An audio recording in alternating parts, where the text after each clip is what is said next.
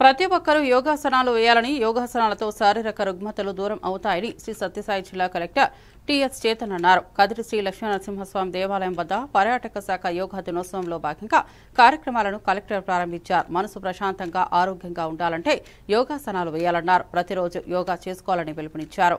June 21న yoga దినోత్సవం సందర్భంగా విశాఖలో జరిగే యోగా దినోత్సవంలో ప్రధాని మోదీ పాల్గొంటారని, ఈ కార్యక్రమాన్ని విజయవంతం చేయాలని కలెక్టర్ పిలుపునిచ్చారు.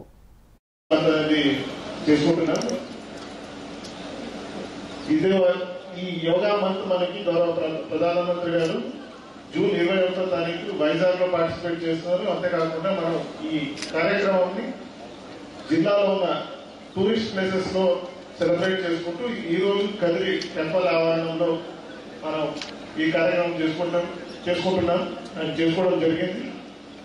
ఈ కార్యక్రమాన్ని విచ్చేసిన ప్రతి ఒక్కరికి ధన్యవాదాలు చెప్తూ, మీరందరూ కూడా యోగా అనేది మీరు పాటించగలిగితే మీ జీవితంలో మీ ఆరోగ్యానికి మానసికంగా అలాగే శారీరకంగా రెండూ కూడా మీకు ఉపయోగం ఉంటుంది.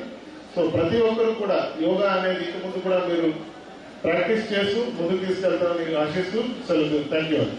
వార్డ్ కౌన్సిలర్ వైస్ చైర్మన్ గారికి, ఇంకొక వైస్ చైర్మన్ గారికి, విచ్చేసినటువంటి పాల్గొన్నటువంటి సభ్యులందరికీ, పార్టీలందరికీ కూడా హ్యాపీ మార్నింగ్, శుభోదయం.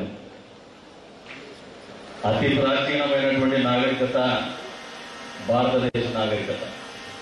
ఆ నాగరికతలో భాగంగానే ఆరోగ్యాన్ని కాపాడుకోవడానికి యోగా అనేది ఈరోజు ప్రపంచం యావత్తు కూడా ఆచరిస్తున్నటువంటి సమయంలో youngest country in the world గా మనల్ని చూస్తున్నటువంటి ప్రపంచమంతా హెల్తియెస్ట్ కంట్రీగా ఈ దేశము ఉండాలనే ఆలోచనతోనే ప్రధానమంత్రి నరేంద్ర మోడీ గారు ఆలోచన చేసి రూపకల్పన చేసినటువంటి ఈ యోగా అనేది ఈ రోజున ఒక ట్రెండ్ అయిపోయింది ప్రపంచంలో.